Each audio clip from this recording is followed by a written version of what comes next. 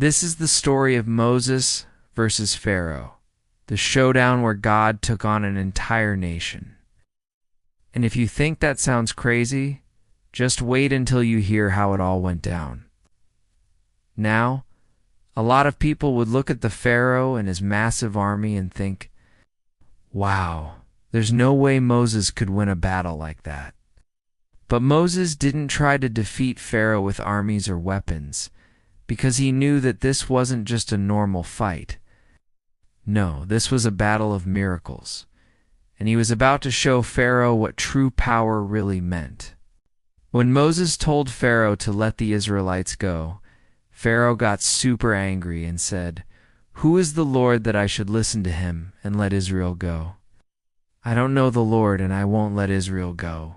God told Moses to do something amazing, something that would show Pharaoh that he wasn't just a normal guy, but that he had the power of God behind him. And that's when Moses reached out his hand over the waters of Egypt, and bam, they turned into blood right before Pharaoh's eyes. That's some serious magic, right? Like, what kind of sorcery is that? But Pharaoh wasn't impressed. He was like, oh, come on, that's so last week. Let's move on to the next trick. And that's exactly what Moses did. He threw down the staff and it turned into a huge serpent, all scaly and scary, just like the ones they used to have in those old Egyptian tombs. And this time, even Pharaoh was like, whoa, that's pretty cool. Maybe this dude does have some serious powers. But you know who also thought it was super cool? Pharaoh's magicians. They were like, hey, we can do that too. And with a flick of their wrist, poof, they turned their staffs into serpents as well. For a moment, it looked like Moses might lose this battle of the tricks. It seemed like he wasn't the only one who could make staffs turn into snakes.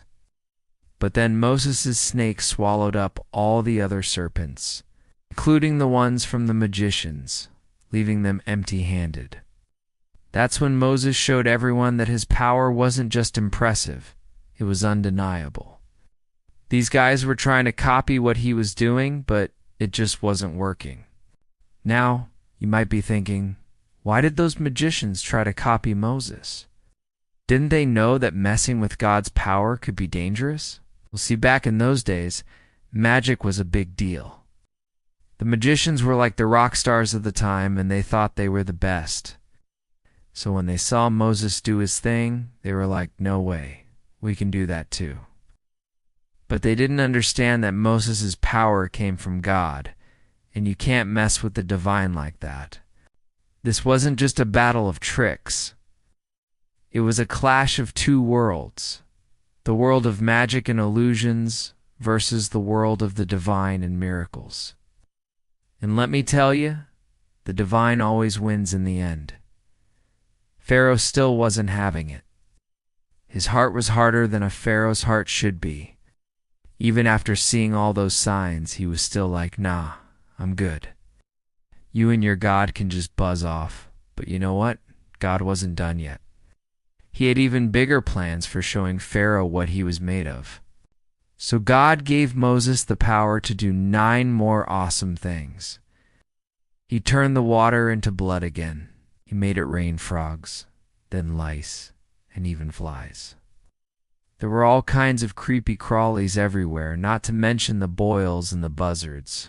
It was like a non-stop nature documentary gone wrong.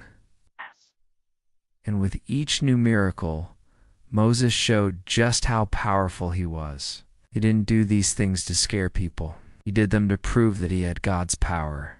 And guess what? Pharaoh's heart got harder with each one.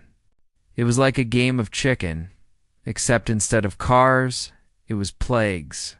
And instead of a crash, it was total devastation.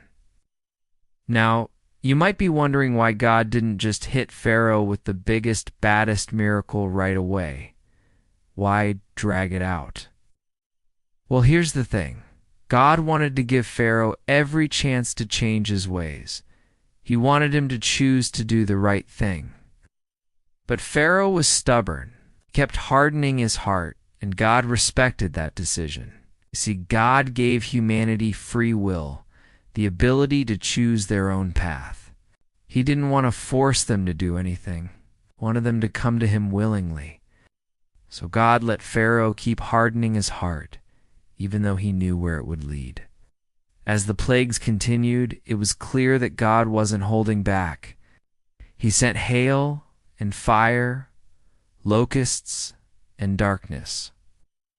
He even split the Red Sea in half, letting the Israelites cross through on dry land, while the Egyptians chased after them, only to have them drown when the water came back.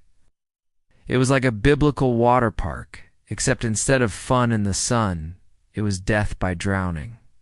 Now, all these stories are in the Old Testament, specifically in the book of Exodus, chapters 7 through 12.